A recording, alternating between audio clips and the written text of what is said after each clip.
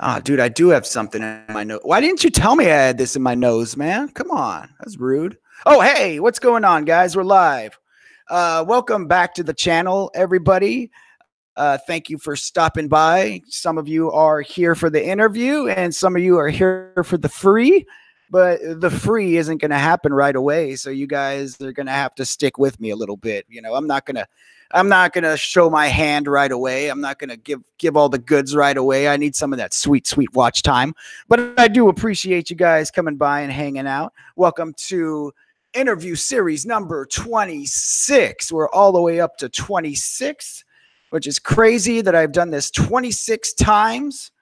I see some people already in the chat. Thank you for stopping by. Rival League Joker, SpectreN7 is in the chat. Wow, who would have thought?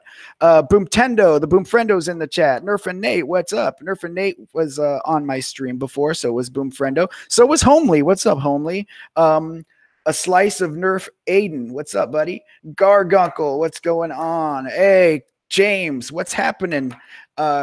California Nerf, DBN, Deceptive Buck Nerf, what up? Illusion, what's going on? I think that's it so far. Just giving out some shout outs to you guys in the chat. If you guys have not been to these streams before, we take questions from you guys in the chat.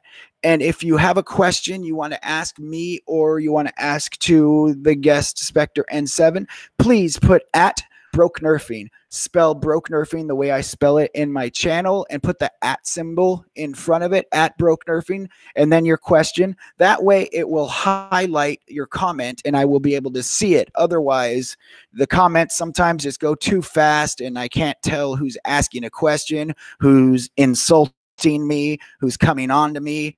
If you're going to come on to me, make sure you at Broke Nerfing as well. Not just kidding, guys. My girlfriend's going to get mad at me for that one. But so yeah. So make sure that you guys put at Broke Nerfing. That way I will see your comment and I won't miss it. And so yeah, thank you. Happy birthday. Whoa. Happy Broke Day. Yeah, my birthday was on the 18th. And Tip Cooper, my buddy in the chat right now, I think his birthday's today. So happy birthday, my friend. Happy birthday, everyone. First, before we start, I do want to give a shout out to my lovely patrons.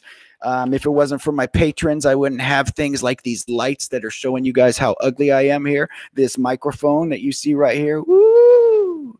Things like that. So I do want to give a shout out. Homely665, thank you so much. The Multimedia Company, American Foam, BiggsNZ, NerfTurfBattle, Newport Nerfer113, and Slaedur.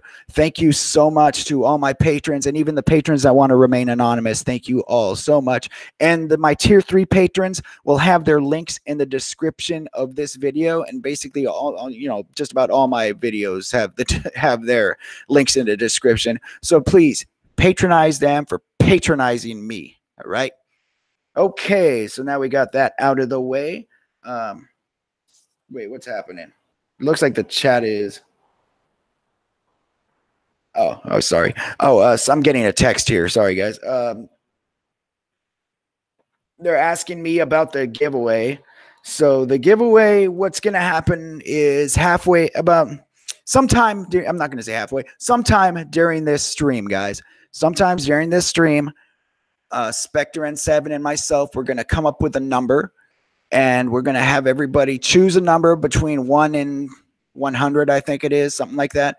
And don't do it now, but at the time that we bring it up, we're going to have you choose a number, and the closest to the number without going over is going to win the free quadrot that was actually given to the stream by my girlfriend Tisha Key. Thank you so much.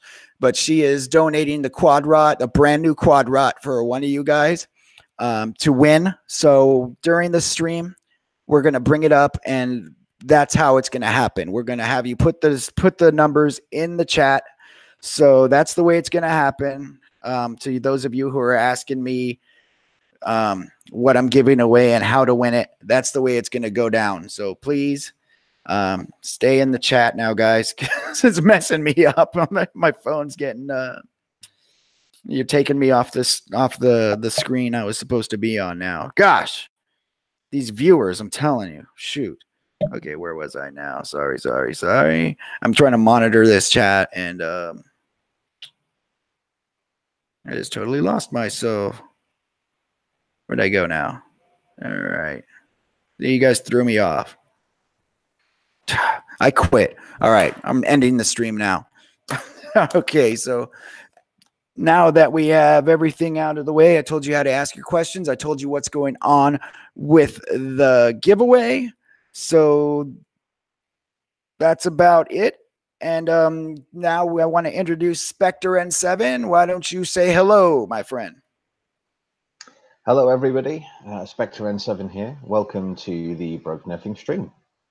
Hey, so are you ready to get into some questions, my friend? I am, yes. Ask me your questions. All right, man. First off, how did you get into the hobby? Okay, so getting into the hobby. I got into the hobby in, I think, November 2017. That's mainly due to the fault of, well, it can be basically laid at the door of maybe 3 or 4 people.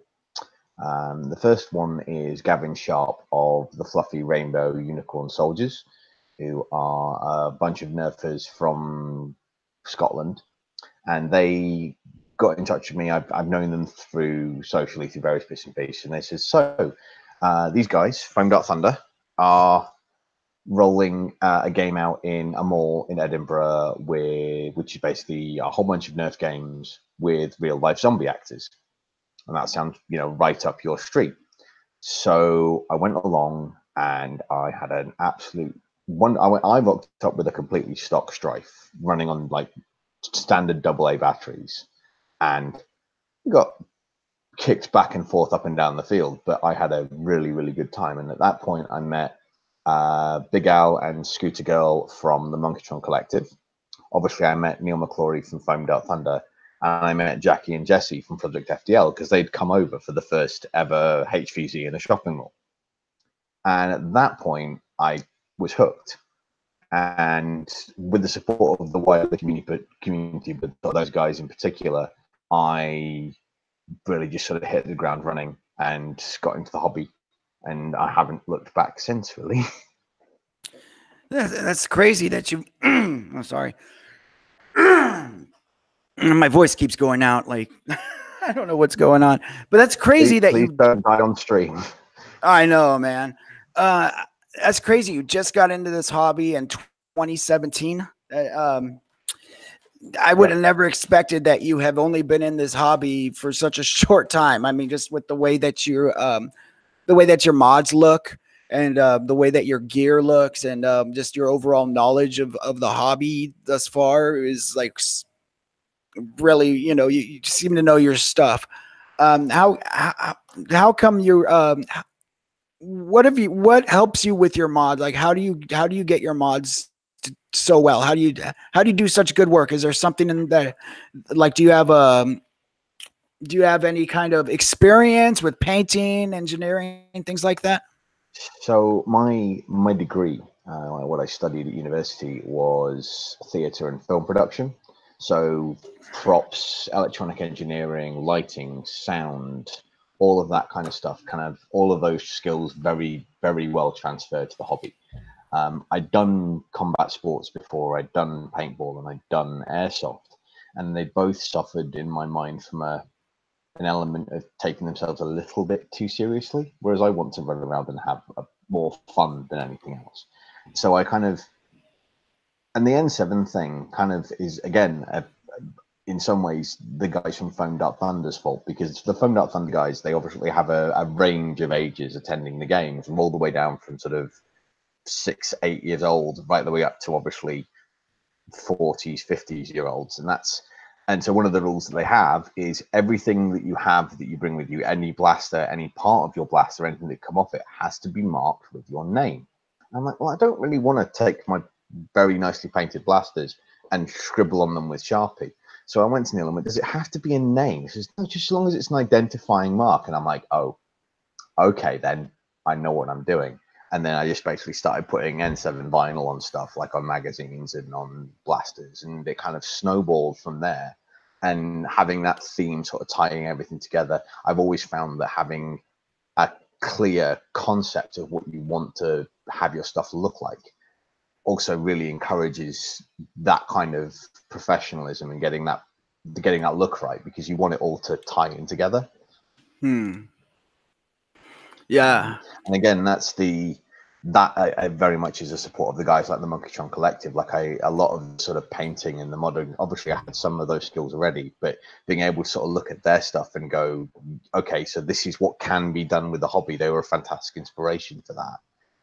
And obviously there are, if you want to learn how to mod Nerf blasters, the information is all out there on YouTube, on you know, on the various sites, on Reddit, on obviously the BrickNerf community has the BrickNerf forum, and all of this stuff is stored and curated. So I was very fortunate in that fact that a lot of the groundwork, I am only standing so tall because I stand upon the shoulders of giants, as it were. Oh yeah, yeah, very good. You're right. The information is totally out there. I did a lot of research when I was getting into this hobby.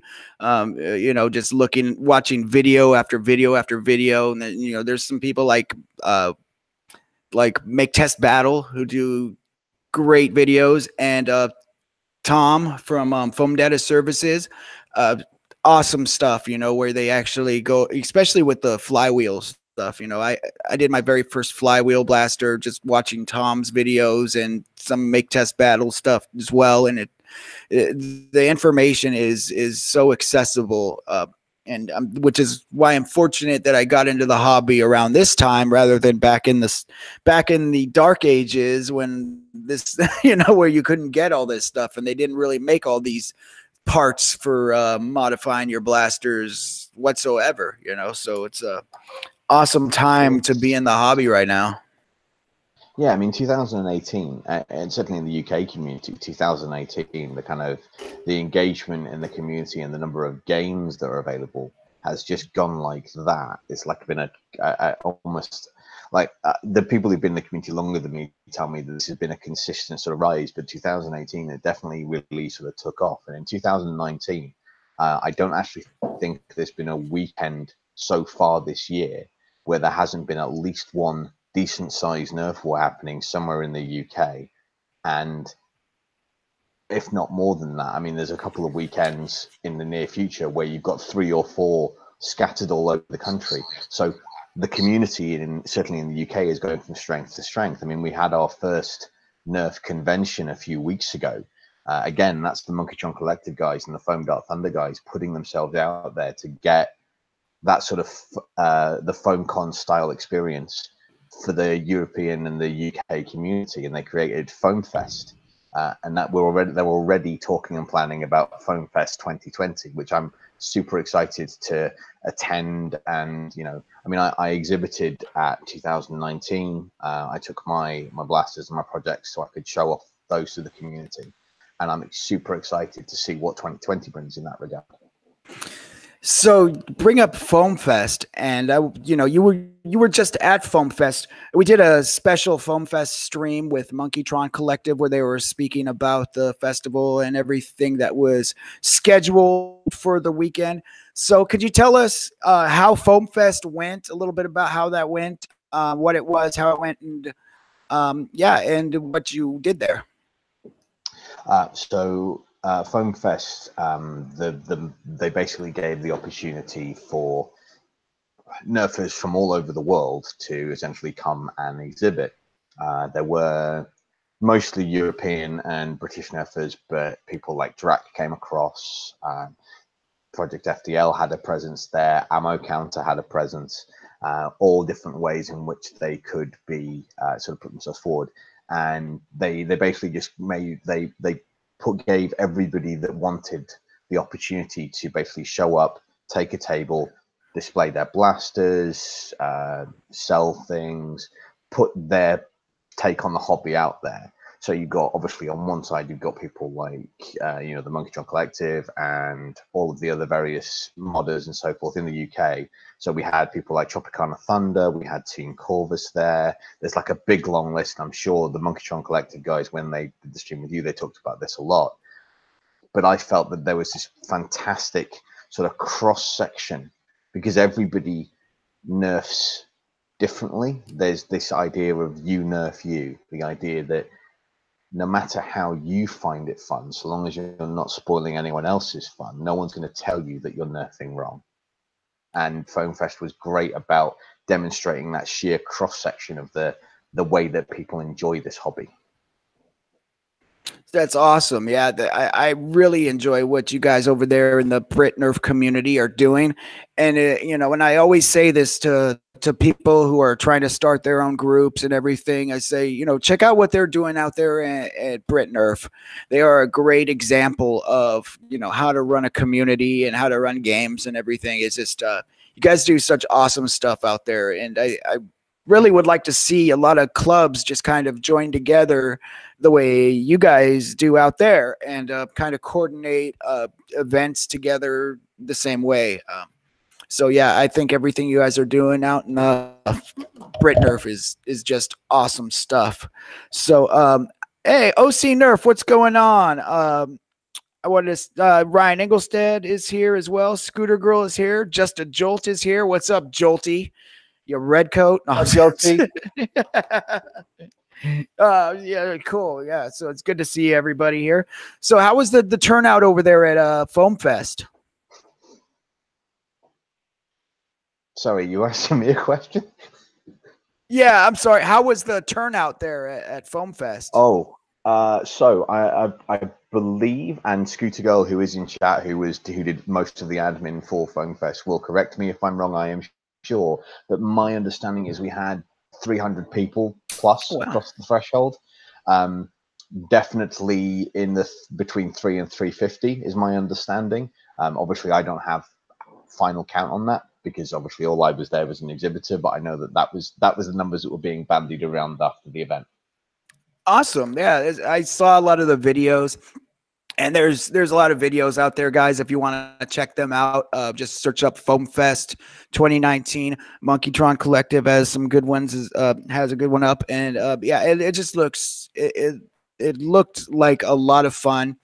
The Nerf throne was pretty killer looking, and I saw a tactical Tang on I think it was like on a RC car rolling around. It was it looked like that wasn't on an RC car. That was on the top of what's the Nerf? It's the Battle Scout, isn't it? The one with the tracks and the rapid strike.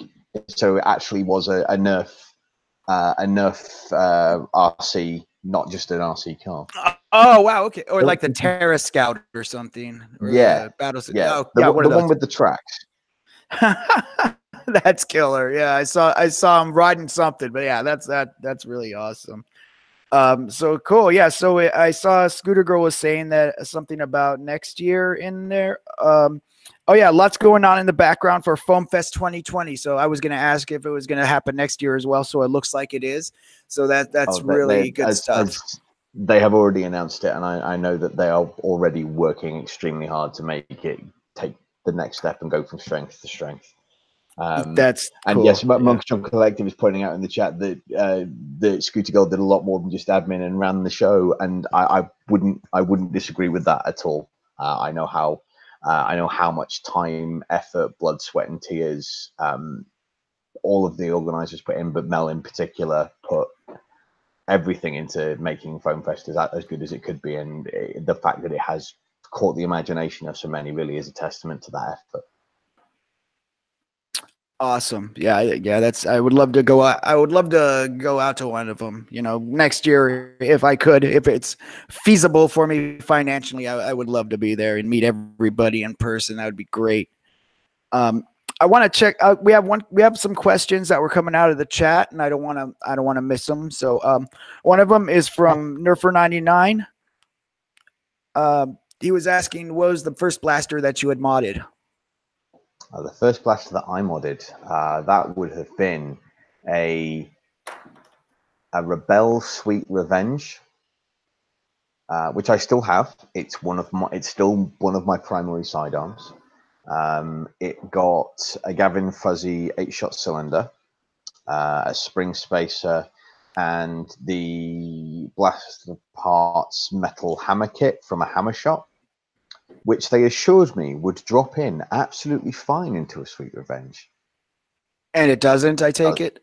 It doesn't. I had to. There were basically the hammer throw is slightly different. So you either have to cut the shell, or you have to take a Dremel to the cast metal hammer and sand and basically carve it back, which was the way that I did it because I didn't want a big gaping hole in the back of my shell. And I'm super proud of how it turned out, but I wouldn't do it again. But I was a big fan of that, and that was the first mod that I ever did. Oh, okay. You know what's funny is I hear so many people their first mod, which mine was a hammer shot. So I hear a lot of people saying their very first mod was a hammer shot. Mine was definitely a hammer shot as well. And so yeah, Sweet Revenge is a lot like a hammer shot. So seems like a lot of us, yeah. The hammer shot obviously is a very available, or at least certainly for the last wee while, they were actually becoming a lot hard to find, but they were a very available blaster. And there are a lot of aftermarket ways in which you can mod them that don't require a huge amount of technical expertise. So they're a great starter blaster. But the reason why I went with the Sweet Revenge is I like the sort of sleek lines, and it's easier to holster. So when I was building stuff that could go into tactical kit that I already owned, a hammer shot doesn't fit in an airsoft holster, but a Sweet Revenge does. You know, I'm a big fan of Rebel. I really like the Sweet Revenge a lot. I've been wanting one or two of those personally for quite a while. I managed to find a 4 Victory new in the box on OfferUp.com. It's an app that I don't know if you guys have it out there, but it's kind of like a Craigslist type of app, but it's a lot easier and safer in my opinion. But I found a 4 Victory brand new in the box for $4. I was super happy to find that because that's also a really cool blaster. I think, just it's not very powerful. It has the smart AR system in there. But next, I'm hoping to get a Sweet Revenge or what's the other one that's not the Sweet Revenge, but it's just like it and it's got like a zebra color instead. The 5x5. Yeah, that one as well. I'd take one of those as well. Sweet Revenge, but a reshot. Yeah, again, they're super hard to find. They occasionally pop up on eBay or in like the thrift culture in the US is very different. You don't get Nerf blasters in charity shops as much as you do over here, but yeah, I love them to bits. I do have a couple still kicking around that I haven't done anything with. I love the fact that Al's like, oh, you still have your first mod because you only did it last year, which is probably true, but I'm still really proud of it, and I would keep it. I think I will keep it, even if it stops being something I use on a regular basis. It will just, I might like make a plaque like Tony Stark or something that says, the proof that SpectreN7 was human once too, that kind of thing. Oh, that would be killer. I would dig that. We had a question that that my friend his daughter wanted to ask, and I wanted to make sure she gets her question live here. He says it's from Multimedia Company. He says, my 10-year-old Clara is asking, has anyone ever blinded themselves with a Nerf blaster? She is watching right now, so she wanted to know if anyone's ever blinded themselves with a Nerf blaster. I can answer part of that, right? Or answer it, and then I'll let you answer it as well. Recently, there was a story that was floating around on Facebook of a kid who lost his eye because of a Nerf blaster. But the thing is this was the second time that he was hit in the eye with a Nerf dart. This was like the second time it has happened to him. And so this time, his eye, I guess, was already damaged, and the second time it happened, like a few years later, it had to be removed because of the damage. He was not wearing safety goggles. That's the thing. I don't know how many people have been injured in the eyes with Nerf darts. You know, I don't know what the statistics are on that, but as you can see, I have my own safety goggles, which shamelessly plug my channel as well. Um, but you know, everybody here at you know, at the events I go to, or the ones that we put on here at the church, you'll see in the footage, everybody is wearing safety goggles. And even when you're at home and you're playing with you know, you're just playing with maybe your little brother or something, you should be wearing some kind of eye protection, sunglasses, something, because yeah, you have fast traveling projectiles flying, and they could fly towards your face, and it's just smart to have something covering your face. So I know someone has lost an eye to it, but yeah, but he was not wearing safety goggles.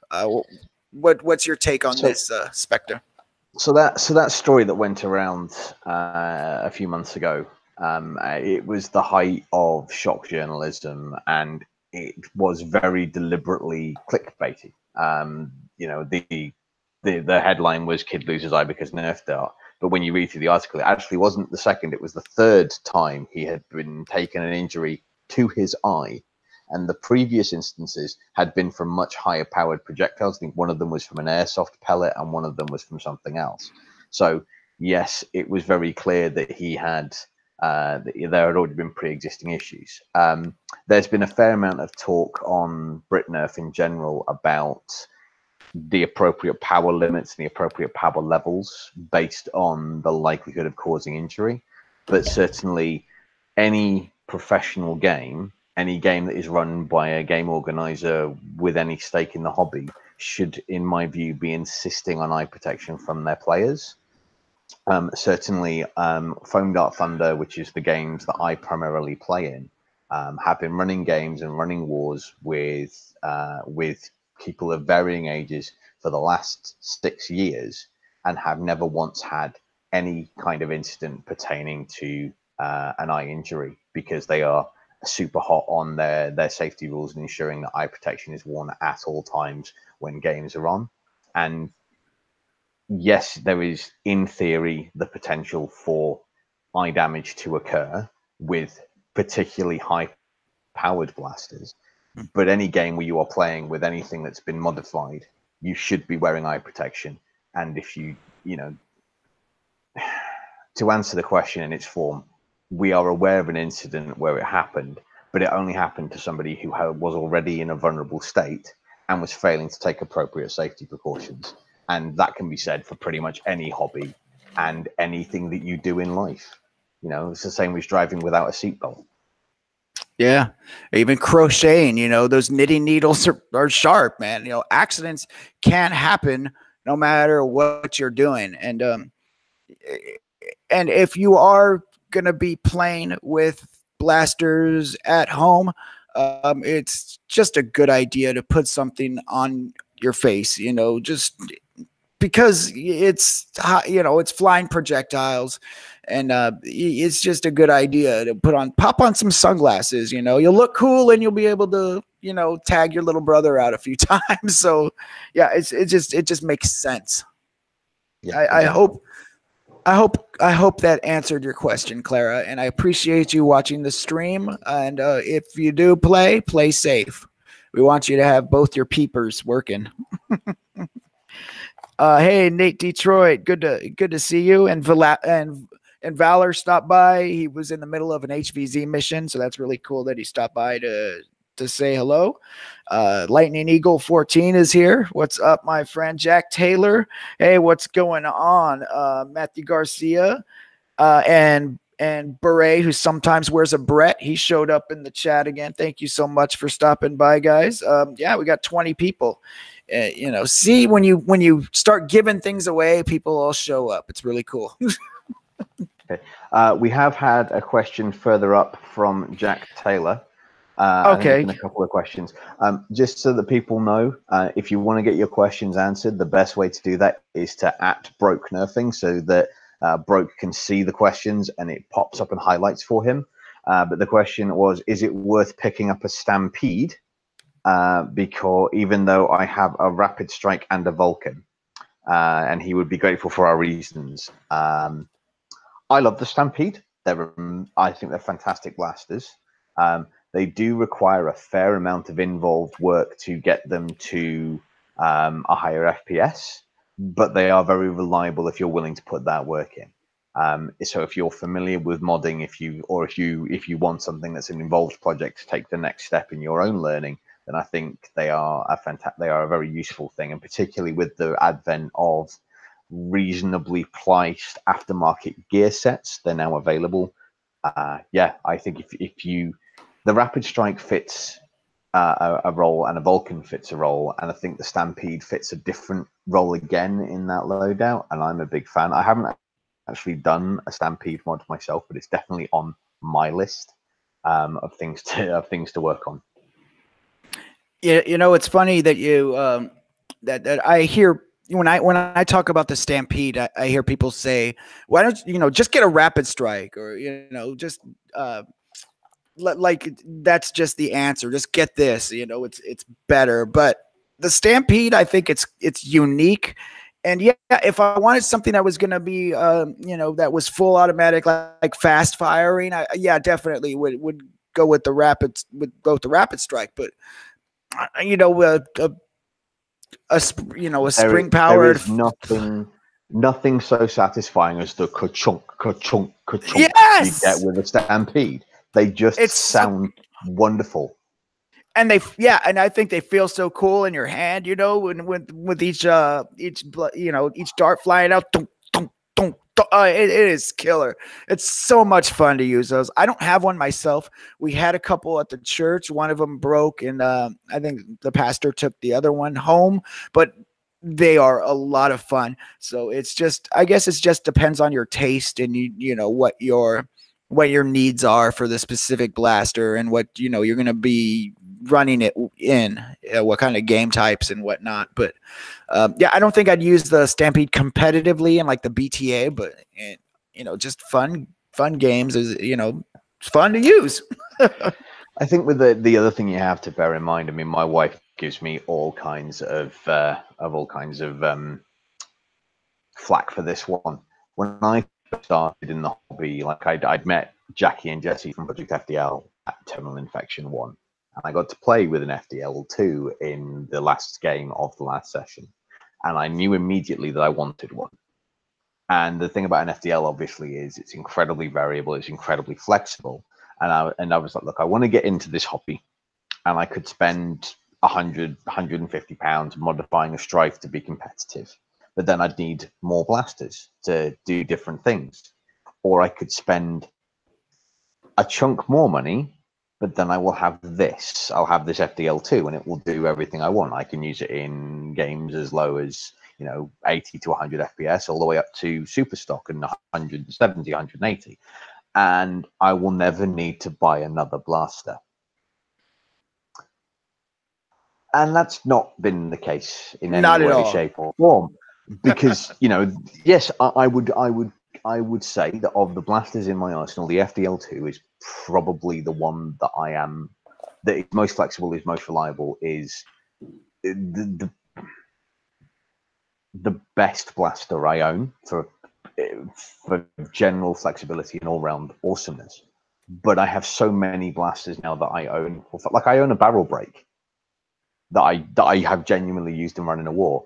I have any number of different blasters, and they've all been built primarily to fill a role that I will find fun. So if you think, if the question is, what blaster should I buy? The answer is the one that will make you smile most when you tag somebody with it. Absolutely. Yeah. You can't go wrong with that. And there is no, this is all I need and I will never buy another blaster again. I don't think that's true for really anything because no matter what I get, I will always want another blaster. Another one will come out, or I'll see another one that's cool, or another mod I want to do. Oh, gimme. I want to Titan. Yeah. I want a Titan so bad. See the Titan. I'm not into the big guys. I'm more. I'm not into the big ones, but it does look cool. It does look pretty cool. So first of all, that 50-man drum's going to be hilarious on my FDL. So that's worth it. in and of itself. But the Yeah. very, like, I love that kind of chainsaw grip thing going on. And I have been avoiding buying a Prometheus for the longest time because, again, a lot of the games I play, the dart pools and the rival pools are provided for me. And needing 200 rounds every game just feels a little, it's a bit selfish. So I've generally tended to go for more controlled options. But I love the Prometheus. And if they ever go on sale and drop below 100 quid, I'll probably just buy one on general principle. But the idea of the Titan with the spinning barrel and the looks of the thing, and the thing is, it's probably just a rapid strike. It's probably not going to do anything new and interesting other than be a minigun. But oh, it's pretty. And I'm just gonna be walking around going with a chainsaw grip minigun, and that's worth like. And it's the same that the Spring Thunder as well. Like the Spring Thunder is not a massively war practical blaster, Yeah. but I defy anybody to rack the slide on that thing and hear the shells tinkle off the floor and not smile. We actually had someone that used it in BTA and did really pretty well and during King of the Hill, competition. So that, yeah, there's a place for the Spring Thunder, in competitive blaster sports as well. Just I guess depending on how you run it. Oh, absolutely. Speaking of loadouts and whatnot, what do your loadouts generally look like? For different game types? It depends where I'm playing and what I'm playing. So for the mall games, for things like Terminal Infection and the ones where you've got a limited sort of space where you don't have to run around as much, I have a sort of full heavy loadout. You've seen anyone that sort of has seen the adverts for the stream has seen obviously the full helmet, the shoulder pads, the body armor. And that's got a sort of rig of 18 magazines on a belt set, and that's my heavy loadout. But I've been moving away from that for a lot of games recently because I've been playing in arenas where I need to be able to move fast. I need to be able to react quickly. So I've been running either a Jupiter with a whole bunch of 12-round rival mags, or I've been running a Turbo Advanced. And no magazines at all, just a dump pouch of darts, because the Turbo Advanced again is a fantastic entry level blaster. It's 80 to 85 feet per second out of the box. You don't even need to mod it to play in sort of stock class 100 FPS and below kind of games, which I do play pretty regularly.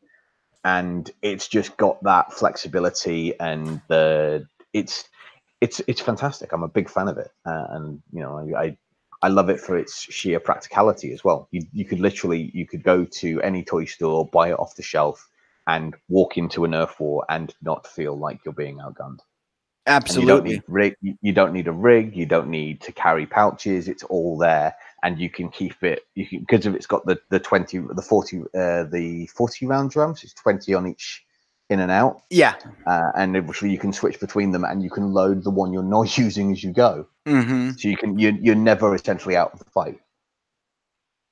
Yeah, I'm a big fan of cylinders, myself, and I think that drum is so killer. I don't have one myself. I've used them, other people who have them in my Nerf group. I've been able to use them, but I definitely want one of those myself. I am a big fan of X-Shot. I think they're doing some cool stuff, and I'm actually looking forward to their high impact round blasters that are coming out. I think that's pretty cool that they're getting into the old, the kind of the rival demographic now. Oh, I definitely want to have a look at their Kronos equivalent, because I love that handguard. I think the aesthetic of that blaster is, again, because a lot of my stuff is aimed around trying to look kind of space age and sci-fi, like I've stepped out of Mass Effect. I love that sort of look. So that for me is like it doesn't have to do anything the Kronos does. It just looks cooler. Yeah, that's I think that one of those painted up with the with the SpectreN7 look would be really killer looking, man. I mean, I have a deploy painted up in the sort of folding in the SpectreN7 colors, and it's terrible, but it looks amazing when you pull it out when it unfolds, which is very much in keeping with the game. I'm like, you know, that's worth it again for the look of the thing. Nerfer99 is asking, what blaster would you pick? A hammer shot, a strong arm, or a Chronos? I guess just out of those three. Oh, that's it. Okay, so we're going to discount the strong arm immediately because we all know that strong arms are terrible. Now, I don't know if we all know that. I don't care for him, but I think that there are going to be some people in the chat that are big fans of the strong arm, and they're going to have some very strong words. If you like the strong arm, buy a disruptor. It's like a strong arm, but not bad. I would say if you're playing primarily indoor wars, Kronos every day of the week. Yeah. If you're playing outdoors, hammer shot, because HIRs don't like wind. Yeah, they don't. So it's very much do I use a 5-iron or a sand wedge? It depends on your either of them is great. If you actually have to pick one, I would go Kronos. I would as well. Pick one, but then I'd drop a K26 spring into it, because then it doesn't matter that there's wind, because the ball's moving a fair bit faster. On my Kronos, I just doubled. I nestled what was it, a 6 kilogram strong arm spring inside with the stock spring, and that one's hitting. I think it's that one's hitting around 120 FPS, and I'm completely fine with that. The K26 was just too difficult for me to prime that. I don't have a T-pole on there. I'm planning to get one, and when I do, I will actually put the K26 back in that. But without the T-pole, T-bar on there, it's just the Kronos is with a K26 is a pain. I have a lot of people in chat who are suggesting that I am wrong about a strong arm. I had a feeling you were going to hear something about that, my friend. Yeah, I know there's a lot of people who like it. The people are allowed to be wrong. No.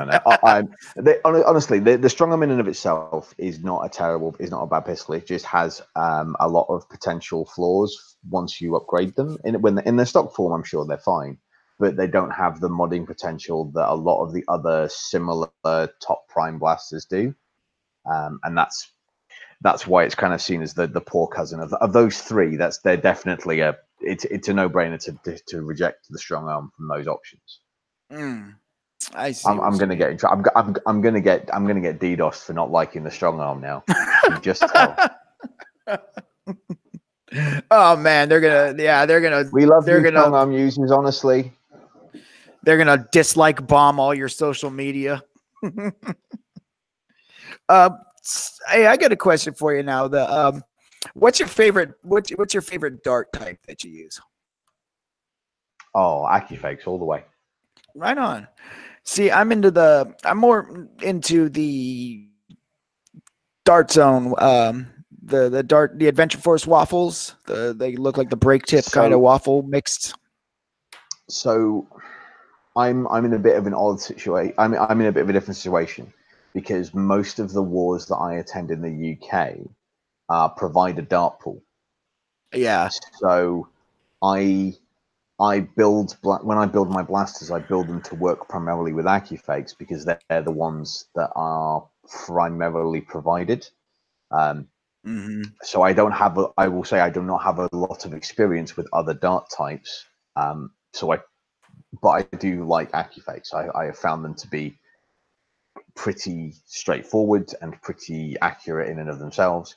I know that a lot of people talk up the Adventure Force waffle tips and the equivalent sort of ones that you get from NF Strike and similar, and I've heard lots of good things about them, but my personal preference is for AccuFakes, because that's primary experience and what I build my blasters to work best with. I actually did the same thing with mine with the Acu fakes as well, because the Nerf group I'm out here with is Sang, South Bay All Ages Nerf group. Jangular is a part of our group as well. And Brett Bray, he's been out here with this group. Yeah, we have dart pools and dart rentals that all, and that's exactly what they use, the Acu fakes. So I did my first builds were like basically for Acu fakes, but now I'm kind of getting my own darts and bringing my own darts with me. Like with BTA, I brought my own Adventure Force darts with me, and so people know when they find them to get them right to me, because I was like the only person running the Adventure Force darts. But actually now I'm running a lot of Boomco, and I'm actually converting a lot of my blasters over to straws, the Boomco straws, instead of darts, because I have like over 1,000 straws right now, and I really do like Boomco. What's your thoughts on Boomco? Do you care to use it at all, or do you have any Boomco? So again, I'm to explain something a bit of a difference there. A lot of the games that I play, it's not just a matter of a dart pool being provided; it's a matter of the dart pool being exclusive. You are not supposed to bring your own ammo, because a lot of the game organizers in the UK have public liability insurance. So in case, which is a requirement for the sites that we play at. So as part of that, they have to say, look, we'll provide the darts. You shouldn't bring your own. And that's not always the case, but certainly that is the case for a lot of the games that I play at. So I have unfortunately no experience whatsoever with Boomco blasters, because I have never played in an environment where they would be viable. The only experience I will say, no, I've had some experience with Boomco blasters, in the sense that the mad genius Andrew Aitchison has shot at me with them a lot, but I haven't actually had the chance to play with them myself. But he's got a HPA rig that fires Boomco at a ridiculous rate of fire. Oh, I would love that. That's what I want to get. Yeah. It sounds like ripping silk. It sounds like an A10 Warthog opening fire. If you just get this of the stripper clip going through the thing, and then it's like a hail of 20 darts just fills the space between you and him, and you're like, well, I don't even know if I felt half of those, but I'm fairly sure I've been tagged. That's killer. Yeah, I really want to get especially my the Halo air blast, the air Boomco blaster I got. I think the MA6, that one would be so cool with the HPA. Oh my gosh, I would love to do that. But hey, Spectre, why don't what do you say about doing a quick giveaway right now? Let's do the giveaway. Why not? Let's pick a number between 1 and 100. I have a number that I'm thinking of. Okay, think of the number. What you're gonna you text me the number, and everybody in the chat. What I'm gonna do is ask you to put a number in. Not yet, but when I tell you to, drop a number between 1 and 100 in the chat. Only once. Only put it one time in the chat. And I will give you guys, let's say, how long do you say? A minute or 2 minutes, maybe? Confirm you've received that. What's that? I have sent it to you in the Hangouts chat, so you should have it. Oh, can you send it to me on Messenger? Because I don't, my Hangouts yeah, chat. I can do that. 1 sec. Okay. Let's see. Yeah, because I don't know how to, I don't want to mess anything up here. Let's put different numbers for both. Then that would be rubbish. They're already throwing numbers in the chat. There you go. Stop throwing numbers, people. We haven't picked it yet. Okay. Yeah, we all right, guys. So we're gonna, when I say go, how long do you think we should give them to put the numbers in? A minute? Let's give it 60 seconds. Yeah. Okay. We're gonna do 1 minute. And when I say go, then when I put go in the chat, that's when you guys go. Okay, guys? And we're gonna give you 1 minute, and it's the closest number without going over. And there it is. If you already put a number in, you have to put it past the go in the chat. Has to be after the go in the chat. Only once. If you guys are throwing a number more than once past the go in the chat, then you are disqualified. And you are Ray. Number between 1 and 100. Between 1 and 100. Yeah, if you guys are throwing it, icebreaker. Oh, you know, you put it in. Okay, I thought you put in more than once. I was going to publicly shame you. I'm sorry, but so we're going to give you 60 seconds. Let's see. Okay, it was 6:05 U.S. time when I put it in. Nate said, "I feel terrible." Well, you should. I don't know. I don't know what you said that about. I'm sorry. And this is for the quad rot. Yep. Anyone watching WrestleMania this weekend? I'd love to, but I'm stuck in the Lake District with my family. Oh, okay. So I'm going to be avoiding social media till Monday night when I can sit down and watch it on demand. There you go. So you watch wrestling? I pay occasional attention to it. Yeah. I was big into it when CM Punk was involved, and then I kind of stopped caring after he left. And every so often, like, YouTube will say, "Oh, you used to be interested in wrestling. Maybe you should watch this," and I will do, and I'll be like, I don't have the time. I have literally too many things on to spend trying to keep track of every storyline on the WWE right now. It's a lot, yeah. I look, you know, I follow the channels, the wrestling channels, some of the popular ones, and they do like the breakdown of what happened, and so you know, if I miss it, I'll watch that.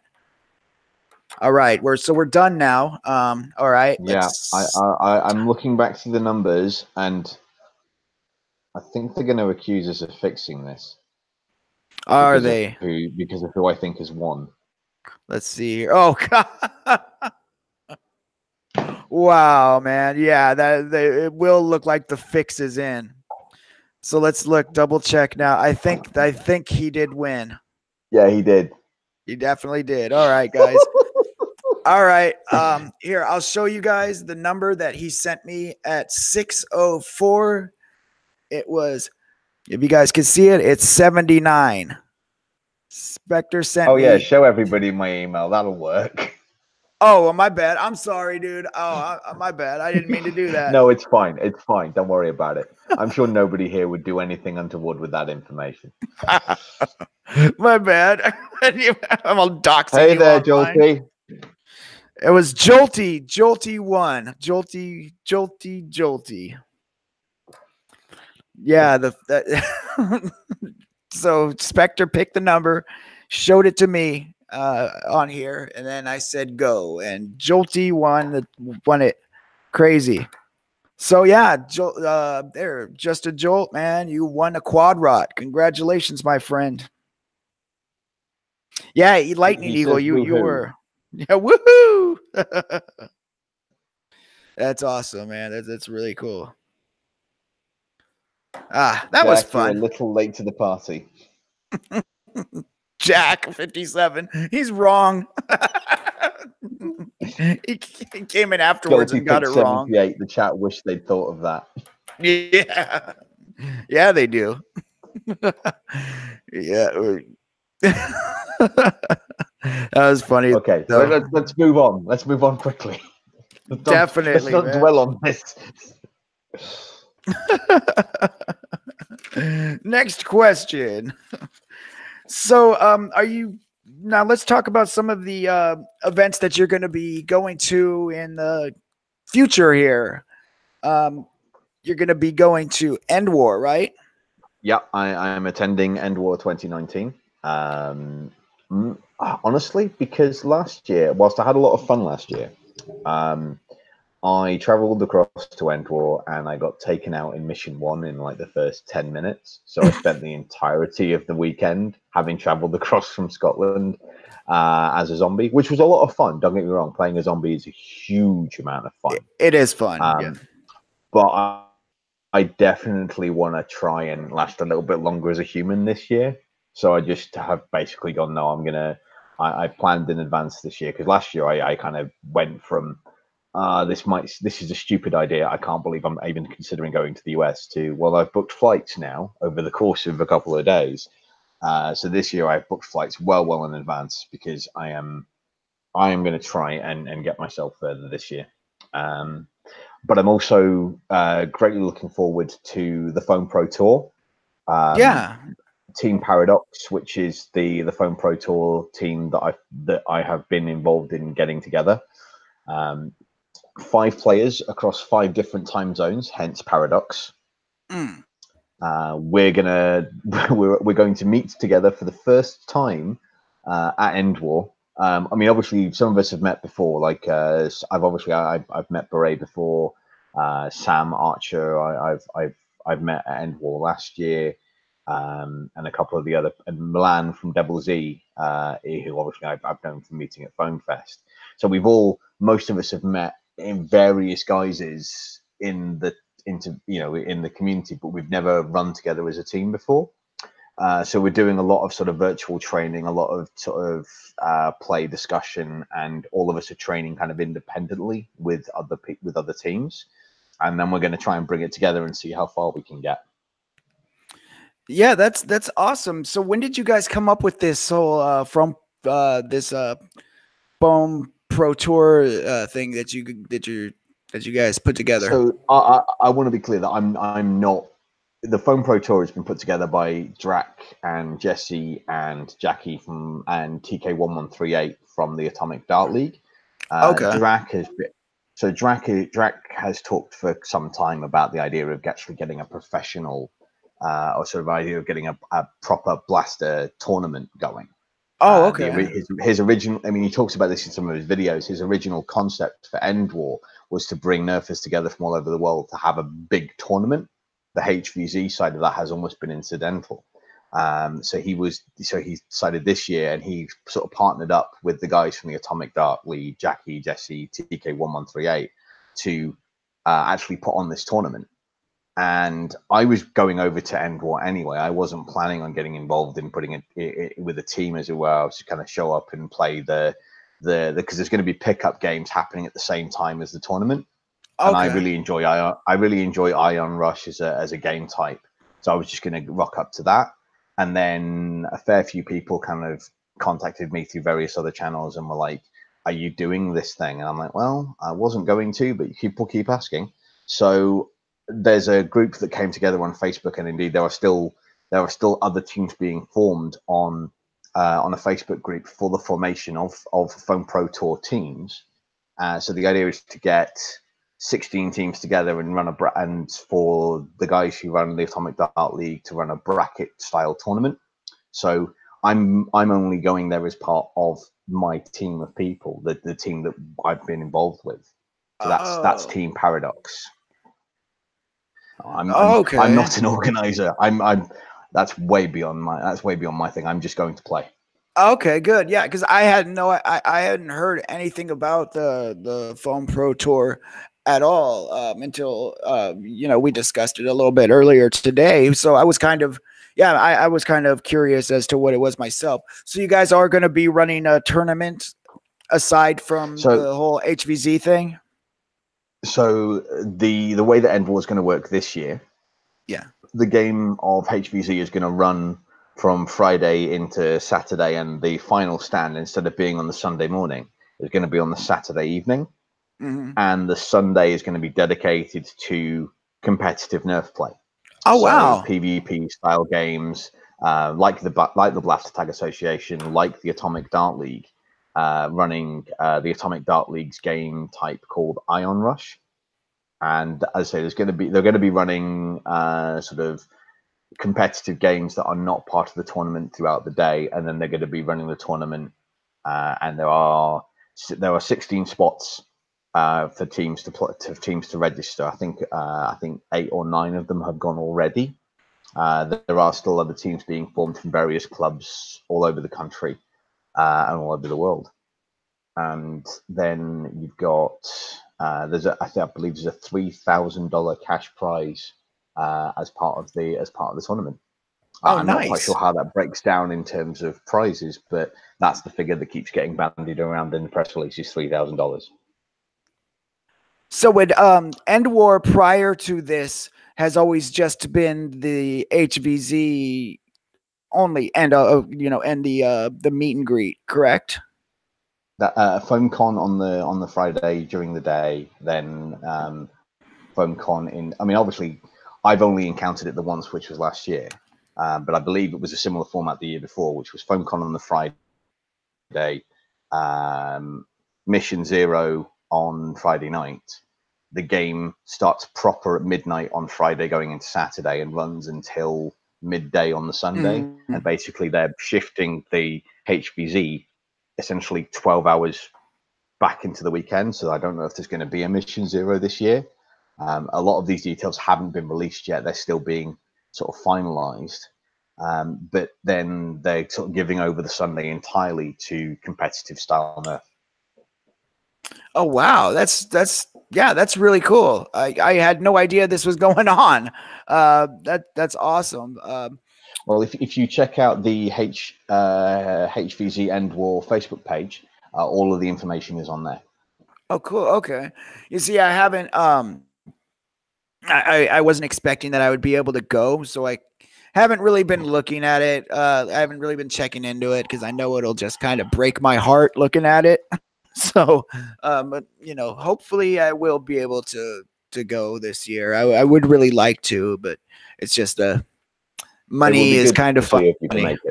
Yeah, I mean, meeting you and meeting everybody else that that I haven't been able to meet up front would be amazing. It's just me going there and meeting people would be much better than just that's what I'm looking forward to mainly, other than just playing. Of course, playing is a lot of fun, but I really want to meet people in person. That would be great. Are you gonna have a booth there showing off your customs? I'd love to, but because I'm obviously attending as a player for HVZ, and I'm going to be attending at the BT for the Foam Pro Tour, I don't think I'm going to have space. Last year, when I went across, the guys from the Motortron Collective also attended, and they basically had to take an entire separate suitcase that was just full of stuff for their booth. Oh yeah. And honestly, I will probably be spending most of my Friday hooking up with the guys from Team Paradox and finding somewhere quiet for us to plan and run plays. So as much as I would love to exhibit at FoamCon, I don't think that's going to happen this year.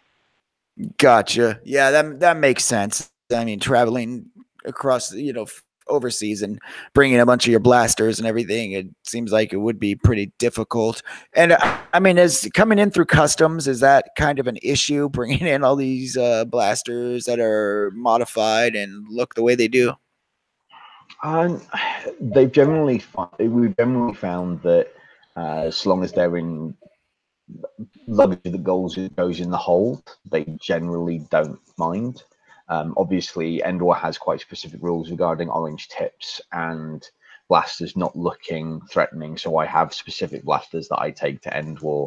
I don't take anything that's like fully blacked out or anything like that. I bring stuff that is, I have alternate. A lot of my color schemes are black with red highlights, obviously for the N7 thing, but I have blasters that I specifically built to take to End War last year, which have red as their primary color with the black highlights instead, so kind of like an inverse of the color scheme. So it's still on theme, but it doesn't make people as nervous. Yeah, and I know that again. I know when the Monkeytron Collective guys kind of traveled, they didn't have any issues getting through customs. I think they had a couple of pointed questions at the Canadian border about, so why are you carrying this suitcase full of toys, sir? But I think that was it. That it was mostly they were interested and intrigued more than anything else. Gotcha. Yeah, I mean, I'm sure cosplayers bring things to conventions constantly that look very similar. So long as you're not dumb enough to try and carry them in your hand luggage, I'm sure you'll be fine. That being said, if you're carrying lipos, they have to go in your hand luggage. So I mean, when I traveled, I had a flag put on my ticket to say that I'm carrying blasters in my hold luggage, but I don't think that was necessary. If anything, that probably caused more hassle than otherwise, because people looked at it and went, I don't know what this means and I don't know what to do with it. So Beret brings up a good point. He said it's going to be weird trying to balance how hard to play HVZ before Ion Rush. And I think if there's going to be people that are attending End War who haven't played Blaster sports competitively before, that are like during Ragnar Oktoberfest, some of the folks that were coming in who had never played BTA and never did competitive King of the Hill, competitive Blaster sports before, they were playing super hard during the humans versus zombies the day before, and then the next day they were wiped during the first few minutes of of a 6-minute round of King of the Hill. Like that, they had no idea how hard you push yourself in these few minutes of each round, because it takes a lot out of you in the ducking, running from cover to cover, up and down, when running back to the spawn point and back in, back out, and back in. It's just it takes a lot out of you. So yeah, balance would be is the key to this, I would say. I would concur with that assessment. Beret has actually played more competitive Nerf than I have, so I will absolutely defer to his judgment on that. I think Iron Rush is slightly different in that there's no sort of spawn point back and forth. You are in, you are tagged, you are out. So there's a little bit more flexibility there. But yeah, I think there's definitely going to have to be a conversation, or at least a sort of general sort of understanding of if I'm going to play at my best in the competitive stuff, how hard do I push myself in the HVZ? Yeah, and we'll see, won't we? But honestly, I mean, I'm going to enjoy the process. I'm going to enjoy End War, and I'm going to enjoy playing in the Foam Pro Tour. I don't expect to win. If I do, if I get knocked out in the first round, I'm still one of 16 teams that played in the first Foam Pro Tour tournament ever. Yeah, I can't really say much more than that. Anything after that's a bonus. that's great, man. That's a good outlook you have on it as well. Awesome. So let's talk about some of your modifications now. Do you have any projects coming up? Some of the projects you might be working on here? So my current projects are mostly on the back burner because I'm in the middle of moving house. All of my stuff's been packed away so that I don't have to do that. But I've got a couple of projects that I have planned for once my workshop is set back up. I really want to build a Category 5 Hurricane build because I've seen Warcom's video on them, and I've heard a fair amount on them from Michelle in the various Discords that I'm part of. And the idea of a plaster the size of a Hurricane that shoots 170 feet per second in a dual stage flywheel cage, the idea just tickles me. From an engineering and a technological perspective, the idea of being able to do that is genuinely intriguing to me. So I want to build that for the sake of just building it. The other thing I have on the slate at the moment is one of No Nonsense Nerfing's bolter kits, and for that I'm building a sort of high powered full auto strife to go into that. But those are the two projects I've currently got on the slate that I have planned once I get moved into my new place. Right on. So do you take commissions if someone wanted to get a blaster from you or get a commission done? Yeah, no, N7 Customs takes commissions. At the moment, I am currently, I'm obviously making sure anyone that takes on a commission, that asks me for a commission at the moment, is aware that there will be a delay in starting. Yeah. But if you catch me on Facebook or if you email n7customs@gmail.com, you can talk to me about what you want. I have a price list. You know, if you like what you've seen on the Facebook page, if you like what you see on my Instagram, pretty much. I mean, obviously, a lot of my builds are sort of sci-fi based, but I'm happy to basically build whatever my client wants.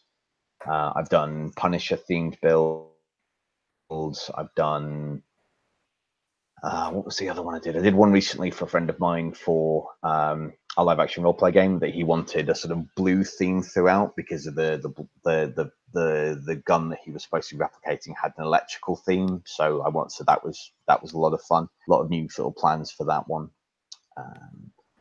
I built sort of clear blasters with LED work. I built from the stuff I got from Endwar last year. I built a neon green zombie hunter blaster, which I called Outbreak, and that's got the Endwar custom wheels, the custom cage from Containment Crew, basically all the different parts that everyone brought to FoamCon last year that were the limited edition parts. They all went into the one blaster. Oh, that's a killer idea. I like that.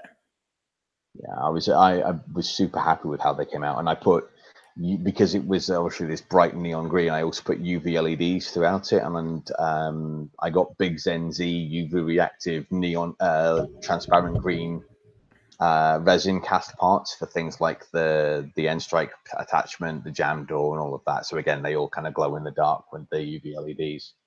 Oh wow, man, that's awesome.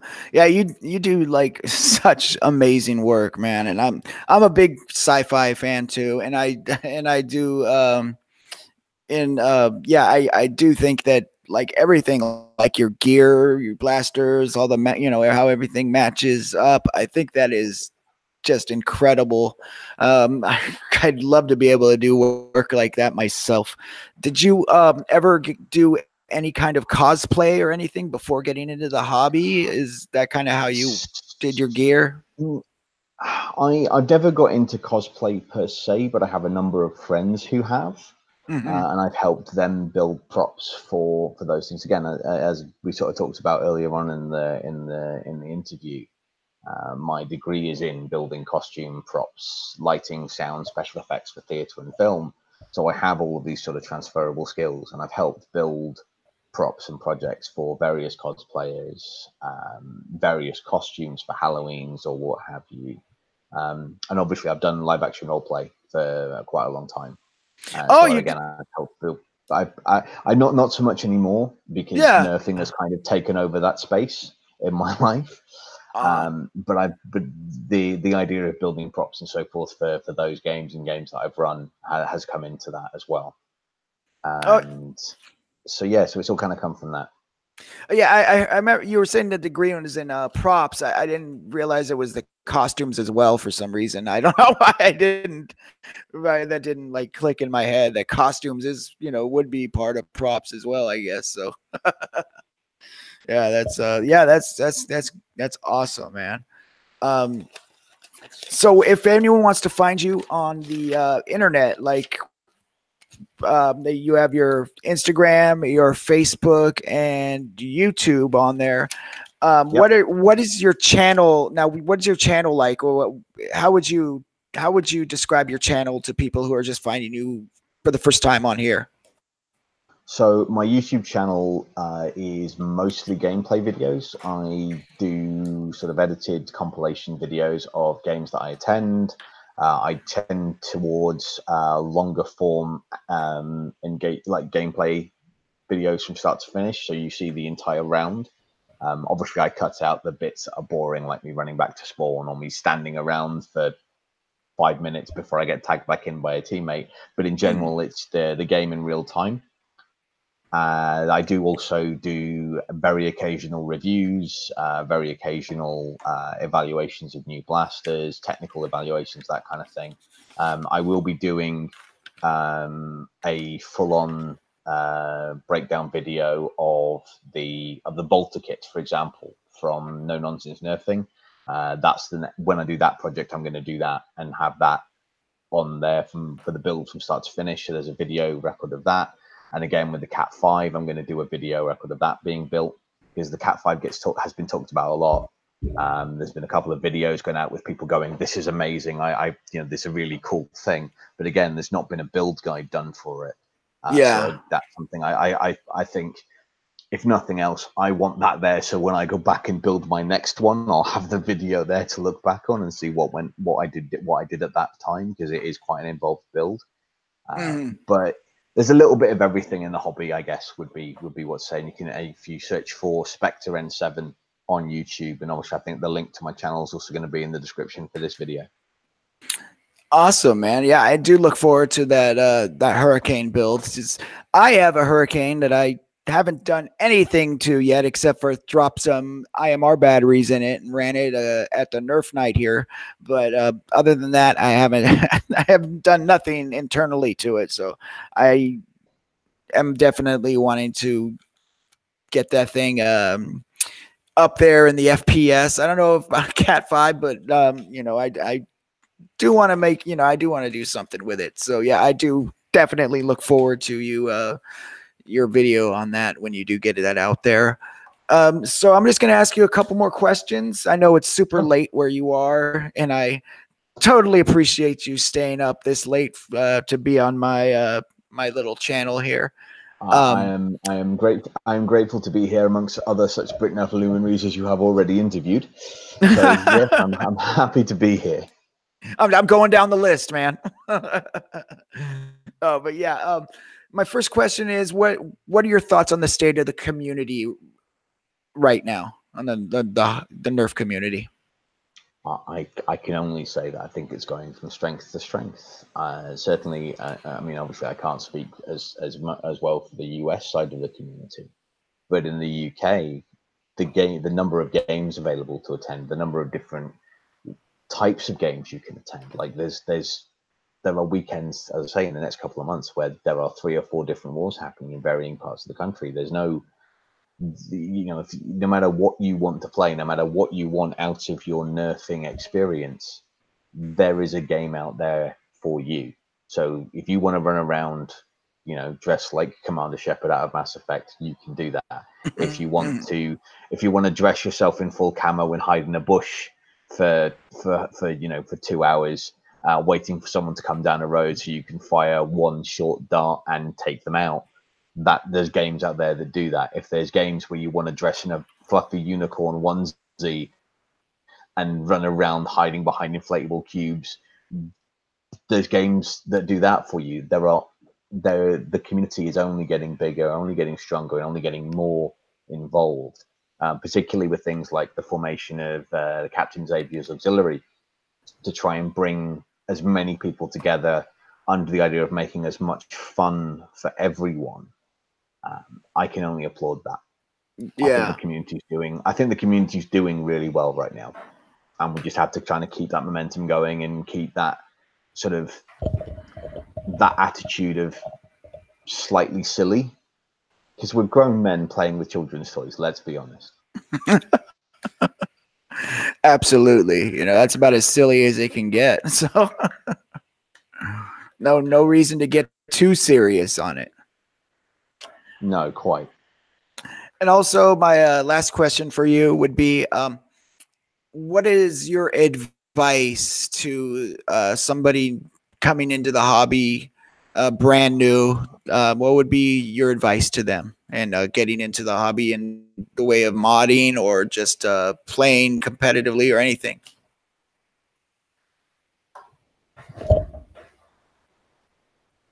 I would say,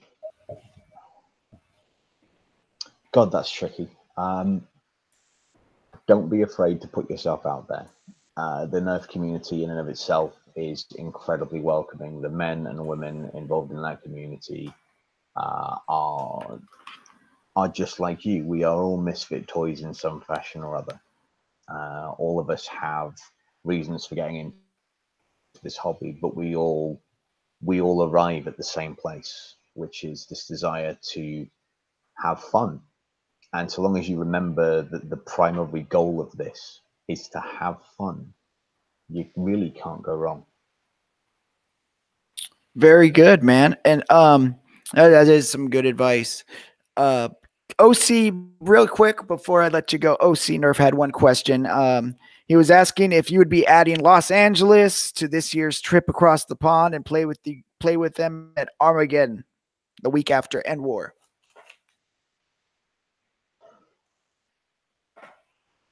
At the moment, my trip plans involve coming back to the UK on the Monday after End War.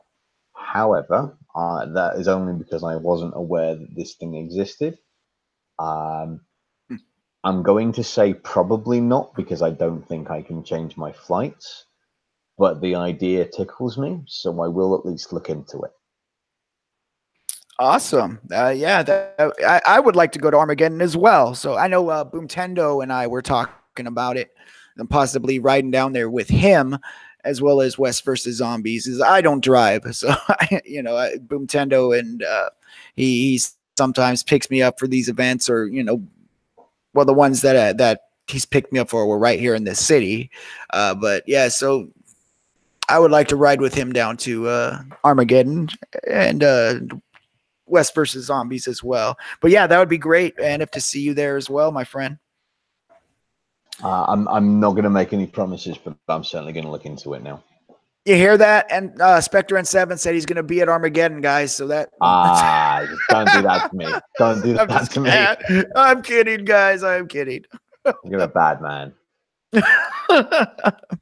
All right. Well, thank you so much, SpectreN7. I really do appreciate you being on here, and I really like your work. I think you do amazing mods, and I think just your style that you have is just it's awesome. So thank you for staying up and talking with me, man. Well, hopefully we can do it again sometime, maybe when I'm actually surrounded in my new workshop with all of my stuff, rather than a cottage in the Lake District. Been an absolute pleasure as always. Yeah, that would be good to get. Yeah, we could do that. Maybe get you back on here when you have everything set up again. I know this was kind of short notice, and I do appreciate it, my brother. All right, have a great night. Good night. All right, everybody, that was SpectreN7. I have his links in the description of this video. For his Instagram and his YouTube channel are in the description right now, and I will add his Facebook in there as well. I just didn't have time to put it in while I was setting everything up, but I will add that in shortly. But everybody who's in the chat, I want to thank you for being here. And those of you who are from, who are from across the pond, I know that it's super late for you guys. It's probably like it's about 2:38 right now for you guys in the morning. So thank you so much for hanging out with me. It means a lot that you guys are staying up and watching this and hearing me talk. So thank you so much, guys. And congratulations to Just a Jolt, my good friend Jolty, who I've been getting asked to have you back on my channel there, Jolty. So we need to have another we need to have another Just a Broke power hour whenever you get the chance to. I have some more merchandise ideas for you as well. So help, like last time you were on, I was helping you out with that merch. So I got some more ideas for you, my friend. Hey, David James, what's going on? And Empire, what's going on? We're just wrapping up, but I do appreciate you stopping by. We did a giveaway tonight. So yeah, and second place, Lightning Eagle. I don't know if you saw me, but I'm gonna send you some stickers out too for being in second place. So thank you. And you're a good supporter. You're here quite often. So yeah, I'll send you. I know it's not anything amazing, but I'll send you some stickers out in the mail, my friend, for getting in second place. So yeah, guys. As always, if you like what's going on here, if you like the stream and you like my channel and you want to help me out and you want to help keep this channel going, I do have Patreon. My patrons, which have their links in the description of this video and a lot of my other videos, I shout them out in the beginning of streams. If you guys want to get your shout outs and help support the channel, you can go to my Patreon, which is in the link of this video, and it's also in the about section of my channel. And you could sign up and be a patron for as low as $1 a month, $3 a month to $5 a month, or put in your own amount that you wish. And it does help me out so much. I am broke, as you can see. I'm broke. That's no joke. So, and the Patreon does help me out so much. Helps me out with getting things like these lights, these microphones, things like that. And I recently had a device crash on me and died. The device that I used for editing everything and even filming with, that went kaput. So I am trying to get up and running again. So right now I'm able to do the live streams, but as you can see, the camera isn't like the camera was in my other streams. I'm using the webcam on this laptop that's on its last leg as well. So any donations or anything that you guys do through Patreon is greatly appreciated, and it would help me so much with getting this channel back or beyond what it was. So yeah, the Patreon link is in the description. Also, I have PayPal, and my PayPal link is in the description as well. If you guys don't want to sign up for Patreon, I know some people didn't want to sign up for it, and they sent me some money through PayPal instead. And if you guys do that, I will give you all the benefits that I gave that I give my patrons. I will give you the shout outs, or for whatever amount that you guys do give to me, I will give you the same benefits. And I also do try and edit these little blooper reels from making my videos. I haven't been able to for the past month because of the issue I had with my devices going bad, but I do edit blooper reels. I just about every month, which I give to my patrons for any amount, $1 to $5 or whatever. I still give you access to those because I have no shame. So definitely check out PayPal or Patreon if you want to help support my channel. And if you want to support it and you don't have the means to monetarily, but you want to help my channel, just you can like the videos, like the smash button all the time, like the smash button. You could share them with your friends and leave comments on my videos, and definitely subscribe if you haven't subscribed already. Make sure you subscribe, man, so you could catch notifications, see what I put in the community tab. I write things in the community tab. A lot of you don't check the community tab, I know, but I put things in there sometimes. But yeah, if you want to help support me, you just like my videos, share them, comment, all that good stuff, man. You'll be helping me out, and it'll make you feel good because you're helping someone out, and that always feels good. Also, I have t-shirts that look like that. Actually, I think I'm wearing one. I got shirts available on Etsy. It's been cold, a bit chilly, so I haven't been rocking these.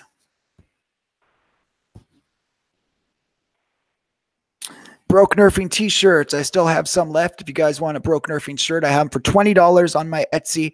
The link is in the description as well, so please check that out. All right. Hey, Jess Rigby, thank you so much for coming by. Cartea lost all my stickers at Ragna. That sounds about right. What a guy. Oh, man. I'll get you guys some more stickers one of these days. Hopefully we'll see each other pretty soon. That's not a threat. I'm just hoping we could meet up sometime.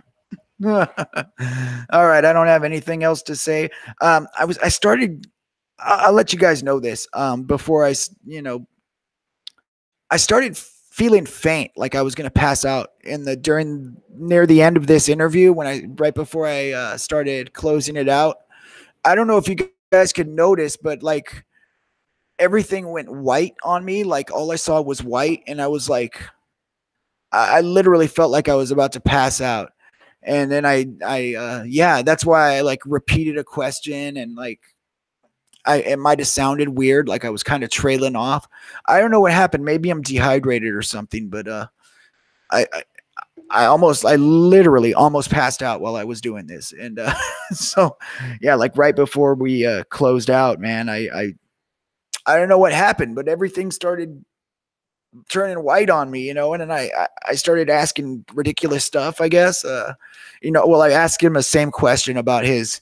I asked Spectre, which I feel bad now because I repeated a question I asked him at the beginning of the stream, but it was I don't know what was going on. Like maybe I'm dehydrated or something, but yeah, I literally everything started going white on me, and I was just like, I thought I was just gonna topple over.